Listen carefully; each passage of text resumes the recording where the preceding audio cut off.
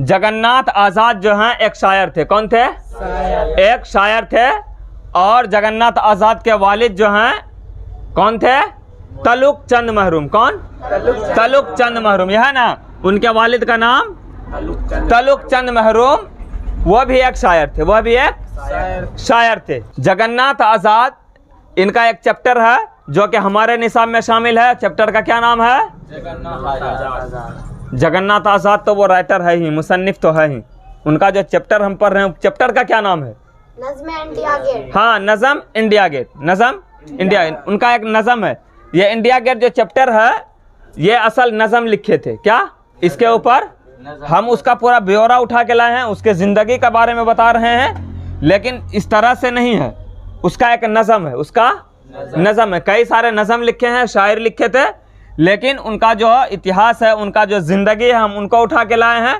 नज़म के बारे में अभी नहीं बता रहे हैं, नज़म के बारे में इंशाअल्लाह हम कल बताएंगे। ठीक, तो कौन कौन नज़म लिखे थे, किस बारे में लिखे थे, नज़म जो लिखा था, नज़म का मौजू क्या था, मजमून क्या था। अगर कोई भी शायर लिखता है तो शायर का कोई ना कोई मजमून होता है ना।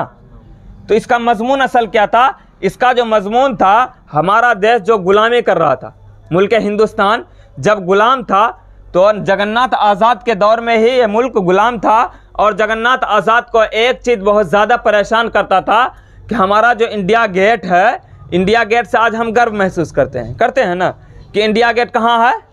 हिंदुस्तान में है। और हिंदुस्तान के एक जगह है दिल्ली, वहीं पे इंडिया गेट मौजूद है। और इंडिया गेट देखने के लिए कई सारे मुल्क से लोग आते हैं ना, कई सारे मुल्क से भी आते हैं और कई सारे शोबे से भी आते हैं। तो इंडिया गेट के ऊपर हमको फ़ख्र होता है।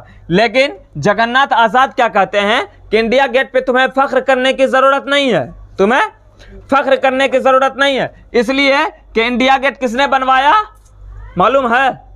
इंडिया गेट किसने बनवाया? अंग्रेज़ों ने बनवाया था। किसने? अंग्रेज़ों ने। ये अंग्रेज़ का दिया हुआ इंडिया गेट है और आज हम लोग उस पर क्या कर रहे हैं? फ़ख्र कर रहे हैं। फ़ख्र तो अभी हो रही है, लेकिन उस वक्त फ़ख्र नहीं हो रहा था, क्योंकि ये इंडिया गेट बनवाने वाला तो अंग्रेज़ था, लेकिन बनाया किसने था? वो भूखे इंसान, वो प्यासे इंसान, जिनको के भूख की वजह से उनके यहाँ मजदूरी करना पड़ता था, अंग्रेज़ों का गुलामी करना पड़ता था। इसके वजह से जो है इस पर कहा है कि तुमको खुशी नहीं होनी चाहिए, तुमको गम होना चाहिए और तुमको वो दिन याद आना चाहिए जो गरीब लोग भूखे प्यासे रह के इंडिया गेट को संभाला है, इंडिया गेट को बनाया है। और वो मजबूरी थी उनकी, वो भूखे लोग के दिल में ख्वाहिश थी।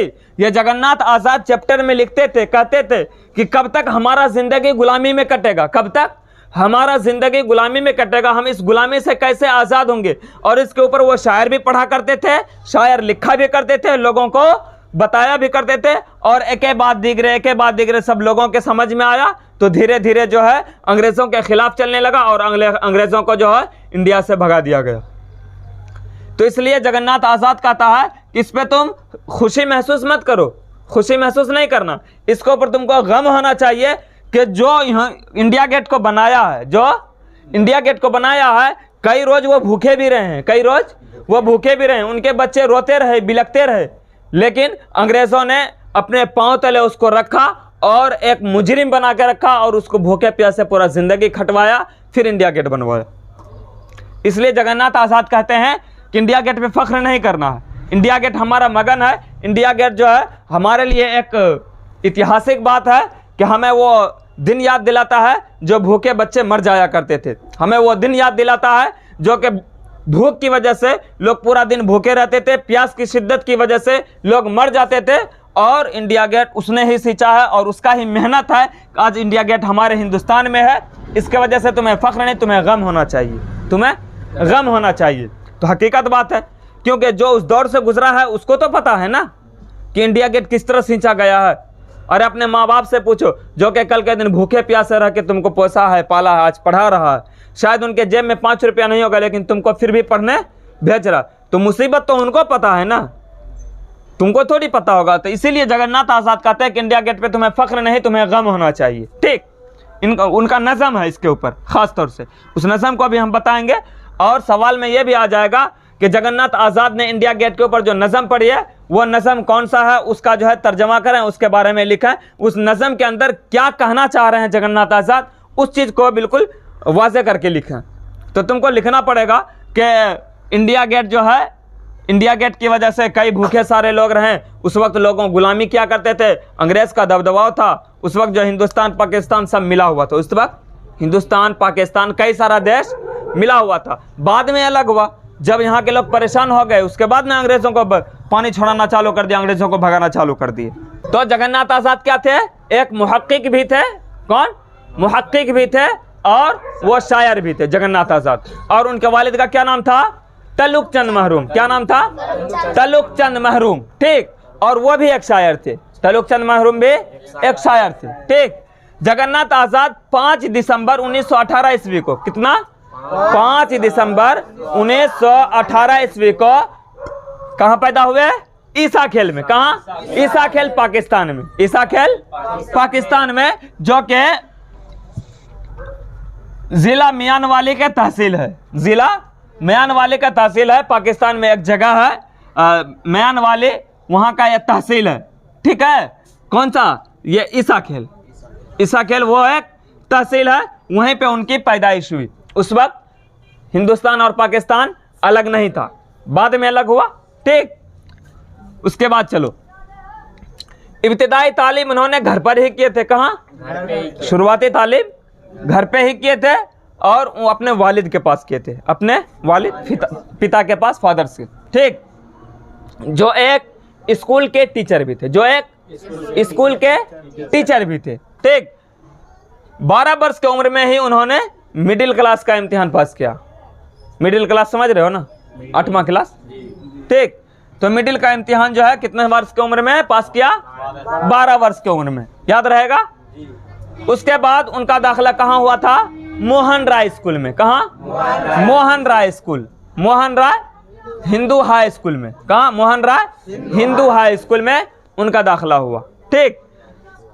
12 वर्ष की उम्र में मिडिल क्लास का इम्तिहान पास किया, उसके बाद उसका दाखिला मोहन राय हिंदू हाई स्कूल में दाखिला हुआ। समझ में आई बात है ना? मोहन राय हिंदू हाई स्कूल मियानवाली में हुआ, मियानवाली जगह है। ठीक। 1933 ईस्वी में उन्होंने FA का इम्तिहान पास किया। 1933 ईस्वी में FA का इम्तिहान पास किया और गार्डन कॉलेज रावलपिंडी, रावलपिंडी एक जगह है, रावलपिंडी एक जगह है, गार्डन कॉलेज रावलपिंडी से उन्होंने BA पास किया। समझ गए? गार्डन कॉलेज रावलपिंडी में से उन्होंने BA पास किया। ठीक। सवाल आएगा कि जगन्नाथ आज़ाद कहाँ से BA पास किए थे? तो रावलपिंडी, जगन्नाथ क्या है जी? Garden college. कौन सा कॉलेज? गार्डन कॉलेज से BA का इम्तिहान पास किया था। ठीक। रावलपिंडी, रावलपिंडी जगह है, गार्डन कॉलेज रावलपिंडी। याद रहेगा। उसके बाद है 1942 ईस्वी में उन्होंने पंजाब यूनिवर्सिटी से फारसी ज़बान व अदब में ऑनर्स किए। फारसी ज़बान और अदब में ऑनर्स किए। ठीक। उसके बाद है उसी मजमून में 1944 ईस्वी में MA किया। सेम मजमून वही रह गया, फारसी और अदब, फारसी और अदब। उसी मजमून में 1944 ईस्वी में MA किए। ठीक। जब मुल्क का बंटवारा हुआ तो सितंबर 1947 ईस्वी में दिल्ली आ गए। कितने? सितंबर 1947 ईस्वी में हमारा देश कब आज़ाद हुआ था? बराबर मिल रहा है। ठीक।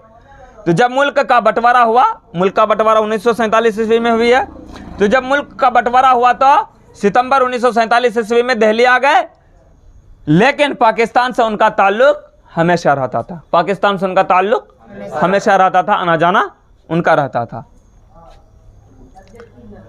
जम्मू यूनिवर्सिटी से उन्हें सदर शोबा उर्दू का ओहदा मिला। सदर शोबा उर्दू का ओहदा मिला, यानी मुलाजमत मिली, नौकरी मिली। कहाँ पे? जम्मू यूनिवर्सिटी में। कहाँ? जम्मू यूनिवर्सिटी से जम्मू यूनिवर्सिटी में इन्हें सदर शोबा का मुलाजमत मिला। किसका? सदर शोबा का मुलाजमत। मुलाजमत हम नहीं लिखे हैं, लेकिन वही चीज़ है। ठीक। जम्मू यूनिवर्सिटी में उन्हें सदर शोबा का उर्दू का ओहदा मिला और वह उस मनसब पर 1983 ईस्वी तक रहे।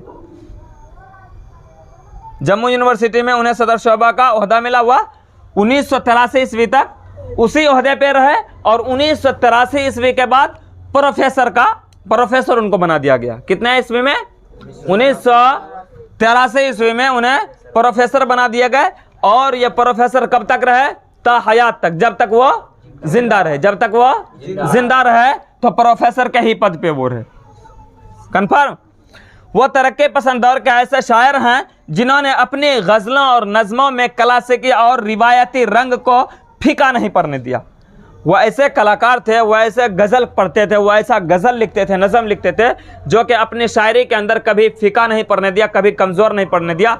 उसके शायरी में वज़न हुआ करता था, उसके शायरी में वज़न हुआ करता था, उनका तलफ़ुज़ बहुत मजबूत हुआ करता था और निराले सा, बेहतर सा, खूबसूरत सा। कभी उनके नज़मों में फीका नहीं पड़ा। ठीक। उसके बाद है 25 जुलाई 2004 ईस्वी को उनका इंतकाल हो गया। उससे पहले देख लो, यहाँ भी है कि जगन्नाथ आज़ाद तकसीम मुल्क के बाद 2004 ईस्वी में दिल्ली आए